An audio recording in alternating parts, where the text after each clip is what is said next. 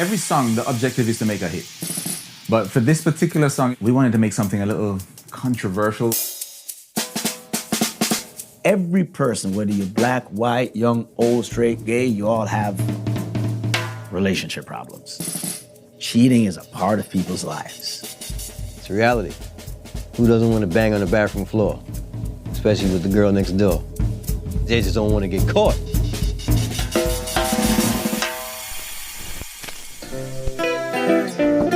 Yo, man. Yo. Open up, man. Yo, my girl just caught me. You make her catch you? I don't know what to do. And, you know, what else? Say it wasn't you. All right. Honey came in and she got me red-handed, creepy with the girl next door. You have to strategically write these records because we're thinking about airplay. I was worried about every single line. I'm like, call me on the counter. That's what you want to say, really?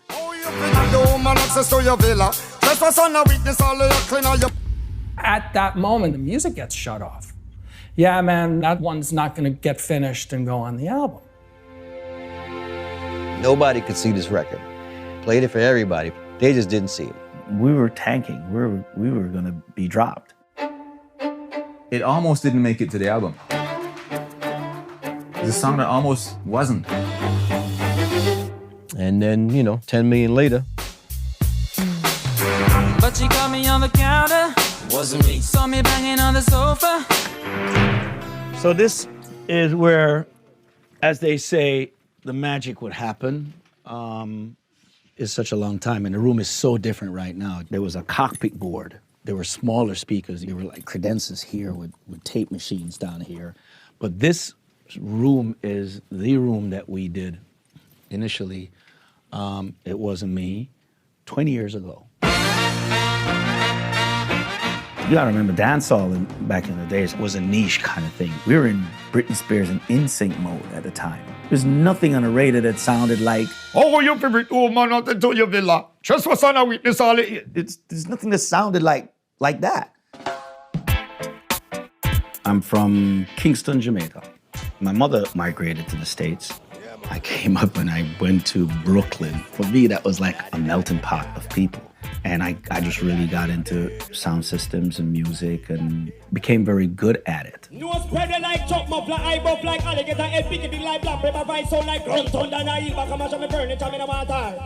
Was in the crack era at the time when I was running with, you know, all the hustlers at that point, you know, as a young kid in Brooklyn. A couple of my friends got locked up. And when you see your friends start going down here and there, I'm like, yo, I'm out of here. And I walked into a recruiting office. And I just looked at the Marine uniform and I was like, yeah, I could get laid in this. Hey, how do I get into this? When we went to Paris Island, basic training, they used to run and sing cadences. And I would make these funny cadences up. I don't know, but I've been told, and my CEO wear pantyhose, ooh, ooh. And it would make all the recruits laugh, and you know, and I ended up voicing Oh Carolina, which was my big breakout hit in this particular voice. Oh Carolina, I laugh, jump Carolina, come. But it's really like singing cadence. Who would have thought that the pop world would be like, yo, that's cool, we need it. You know what I mean? It ended up going all the way to #1, and all of a sudden Virgin Records came to me trying to sign me for $1 million. And Oh Carolina was the breaking ground for that.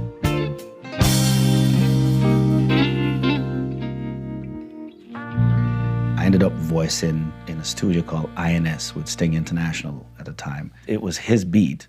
Well, this is the Sting International studio. This is a custom Neve 5088 Shell Ford console. We have a bunch of original analog gear. Yeah, we use this to keep the door open sometimes when the wind is blowing, you know?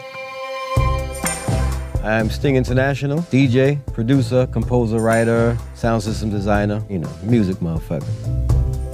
This keyboard I actually played Carolina. This piece of shit doesn't work. It's just a prop now. It needs repair. When I first met Shaggy, I'm like, this guy's really nuts, you know, just there, all this animated. I'm like, okay, but that's what makes a good artist. Yeah, you gotta be a little bit nuts. This is some of the records in the collection. You know, Sting International, he's gifted. You know, he's a DJ. You know, he knows what works in the club. Just the way that record dropped. him and I had this musical marriage. It just worked flawlessly. For the next album, I wanted to go back to more dancehall, more reggae. But this is the archive, the tapes of all my work through all the years. This here, I pulled it out for you guys to see. This is the original recording tapes of It Wasn't Me. When we started production on the Hot Shot album, It Wasn't Me was the first record I recorded. It's just two horns. There's two horns and the violin. And I took my little $200 bass and threw the funk in there. A little kick.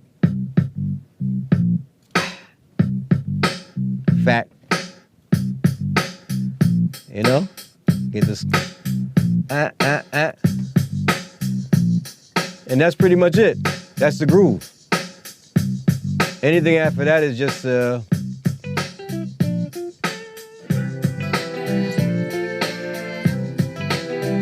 funky, you know? But hard, hip hop, pop at the same time. You know, elements. So Sting International always gives me a cassette or a CD of a bunch of loops that he did. Well, It Wasn't Me was a little bit different because Shaggy just happened to come off tour and come by the crib and just heard the beat playing. That was just one of the beats that just hit me. It's all ear, you know, I hear the audio, and this beat just spoke to me.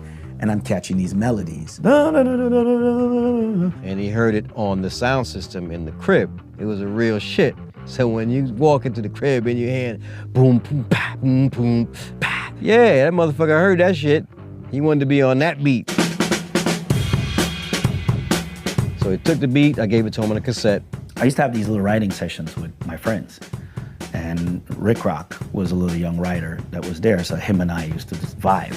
He never wrote a hit before or anything like that, but he had something about him, you know, and his work ethic. He loved doing it. He was quick, you know. I like that about him. Gotta let him know. Shaggy! That's my Shaggy impression, by the way, in case you wonder. I was a young, aspiring songwriter. I would write more, you know, like ballady type, in love kind of type stuff. At that time, there was definitely a sense that the stakes were high. Shaggy had just been dropped from his previous label. Whatever we did now had to be awesome. And we were sitting there one day, I think we were watching Eddie Murphy's Raw. He had a skit where he was talking about It Wasn't Me. Walked in the kitchen and said, "What the hell was you doing in that bitch's house today?" You know what the man said? "Wasn't me." And that was just a joke. And I said, why don't we just write that? So I'm thinking about the topic. I'm listening to the track. All of a sudden, pops into my head. And Shaggy's like, record that. He wouldn't usually come up with the DJ melodies. So no words, it's just melodies.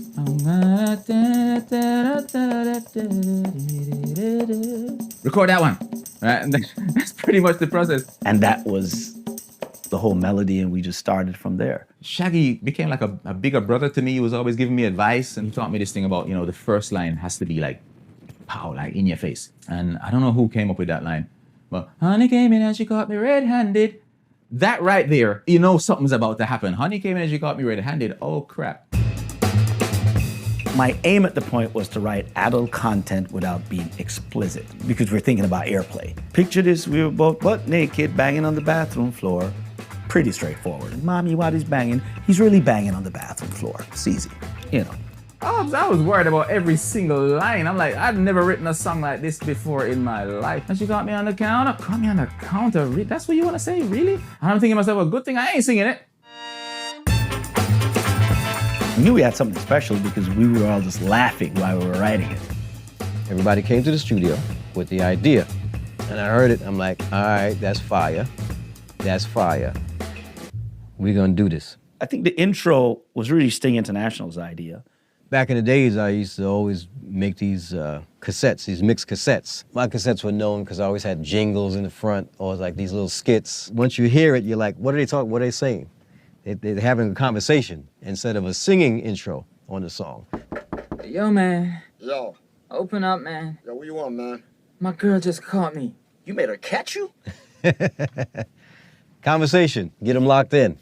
Then by the time they turn around, them drums come in, and that